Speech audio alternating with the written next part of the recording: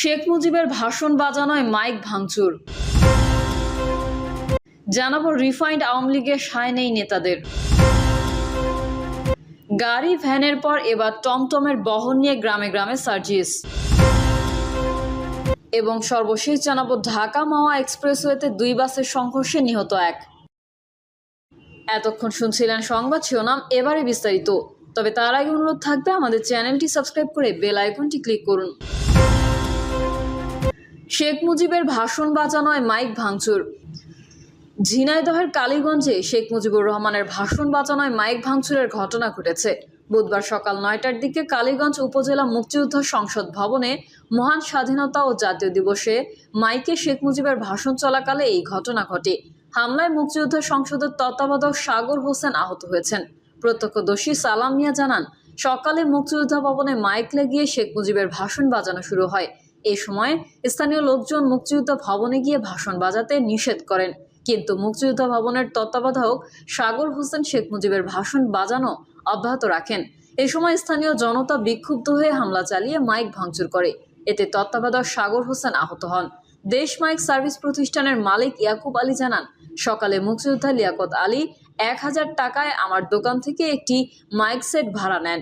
ওই মাইক মুক্তিযোদ্ধা ভবনে নিয়ে যান। শুনেছি ওই ভবনের তত্ত্বাবধায়ক সাগর হোসেন মাইকে শেখ মুজিবের ভাষণ বাজাচ্ছিলেন। এই সময় স্থানীয়দের নিষেধ অমান্য করে ভাষণ বাজানো অব্যাহত রাখলে লোকজন আমার মাইক সেট ভেঙে দিয়েছে। এ ঘটনার পর ঘটনাস্থলে গিয়ে আহত সাগর হোসেনের সঙ্গে যোগাযোগের চেষ্টা করেও তাকে পাওয়া যায়নি। তার মুঠোফোনে একাধিকবার যোগাযোগ করলেও তিনি ফোন কল রিসিভ করেননি। গাড়ি ভ্যানের পর এবার টমটমের বহর নিয়ে গ্রামে গ্রামে সার্জিস।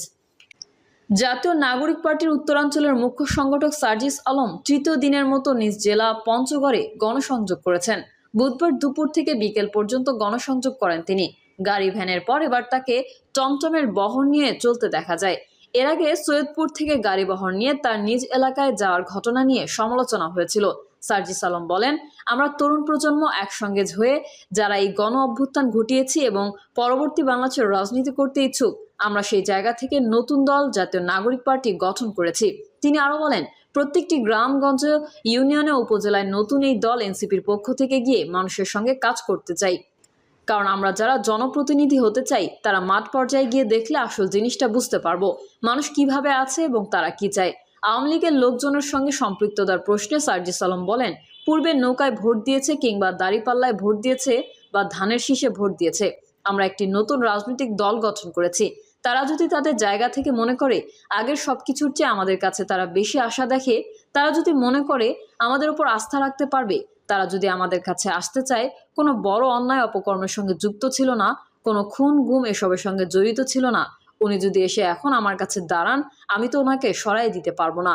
উনি বাংলাদেশের একজন নাগরিক, লোক হিসেবে যদি ভালো হয়।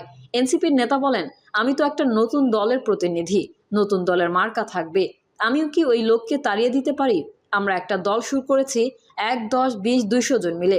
আমরা যদি এটা করি তাহলে তো 200 জন শেষ করে ফেলতে হবে। কিন্তু আমরা আমাদের জায়গা থেকে মনে করি যারা নতুন করে স্বপ্ন দেখছে, এই দেশটাকে নিয়ে ভালো কাজ করতে চায়, ভালো কিছুর সঙ্গে থাকতে চায়, তাদের আমাদের জায়গা থেকে ওইটুকু ভালো কাজ করার সুযোগ দিতে হবে। জানাবো রিফাইন্ড আওয়ামী লীগের সায় নেই নেতাদের। ছাত্র জনতার আন্দোলনে ক্ষমতাচ্যুত আওয়ামী লীগ রাজনীতির মাঠে থাকবে কিনা কিংবা আগামী নির্বাচনে অংশ নিতে পারবে কিনা সেটি এখন অন্যতম চর্চিত বিষয়। এই নিয়ে আছে নানা মহলের নানাবিধ চেষ্টা প্রচেষ্টা, বিতর্ক সমালোচনা। আওয়ামী লীগ নিজেরাই এখন ছন্নছাড়া অবস্থায়। এরই মধ্যে আলোচনা এসেছে রিফাইন্ড আওয়ামী লীগ বা পরিশুদ্ধ আওয়ামী লীগ নামে দলটির পুনর্বাসন। কিন্তু আওয়ামী লীগ কি এভাবে মাঠে থাকতে চায়? জবাবে দলটির নেতারা বলেন, আওয়ামী লীগকে রিফাইনের দায়িত্বে যারা নিয়েছেন তারা কি আওয়ামী লীগ করেন? না করলে তারা কিভাবে আওয়ামী লীগ রিফাইন করবেন? অতীতে এমন উদ্যোগ অনেকেই নিয়েছে, সফল হয়নি। আওয়ামী লীগ শেখ হাসিনার নেতৃত্বে ঐক্যবদ্ধ, অন্য কারো নেতৃত্ব মানবে না। তিনি লেখেন, আমাদের আরও বলা হয়, রিফাইন্ড আওয়ামী লীগ যাদের দিয়ে করা হবে তারা এপ্রিল মে থেকে শেখ পরিবারের অপরাধ স্বীকার করবে, হাসিনাকে অস্বীকার করবে এবং তার বঙ্গবন্ধুর আওয়ামী লীগ করবে এমন প্রতিশ্রুতি নিয়ে জনগণের সামনে হাজির হবে।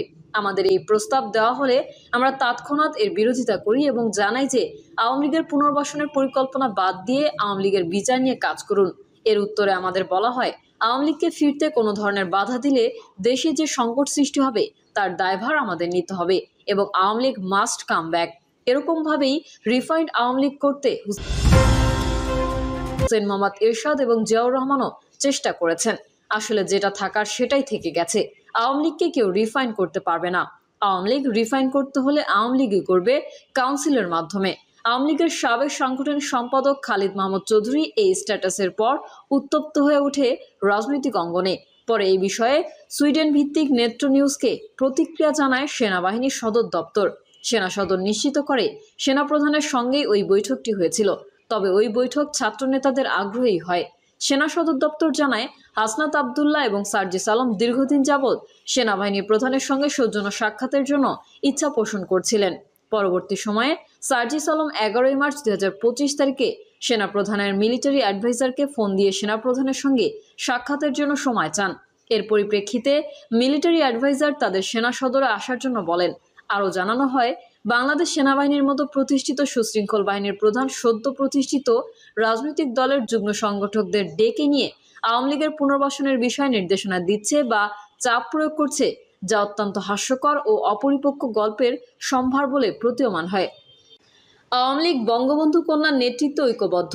আগামী সরকার বিরোধী আন্দোলন, নির্বাচন সবকিছু শেখ হাসিনার নেতৃত্বে করবে আওয়ামী লীগ। কোনো ধরনের রিফাইন্ড আওয়ামী লীগ বা অন্য কোনো টার্মে আওয়ামী লীগকে খণ্ডিত করার সব ষড়যন্ত্র তৃণমূলের নেতাকর্মীরা মোকাবেলা করবে। আওয়ামী লীগের দপ্তর সম্পাদক ব্যারিস্টার বিপ্লব বড়ুয়া।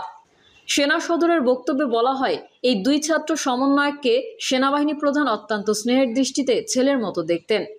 তিনি স্নেহবৎসল পরিবেশে তাদের সঙ্গে নানা আলাপচারিতা করেন। প্রাসঙ্গিকভাবে তাদের নতুন দল গঠনের শুভকামনা ও পরবর্তী রাজনৈতিক পথ চলায় বিষয়ে নানা প্রসঙ্গে আলাপ করেন। এই নিয়ে এনসিপির নেতা সার্জিস আলমও স্ট্যাটাস দেন তার ফেসবুক পেজে।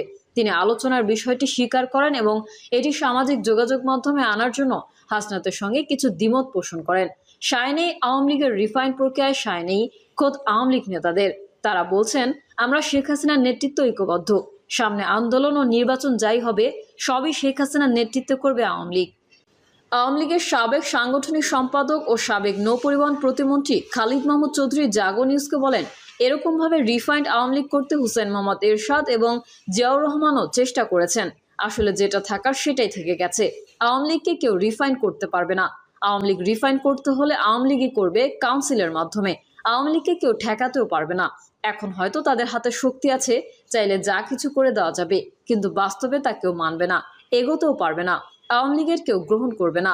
তিনি বলেন, আওয়ামী লীগের আদর্শ, নীতি ও লক্ষ্য আছে। আওয়ামী লীগের আদর্শিক নেতা বঙ্গবন্ধু শেখ মুজিবুর রহমান। আমরা শেখ হাসিনার নেতৃত্বে ঐক্যবদ্ধ। আওয়ামী লীগ তো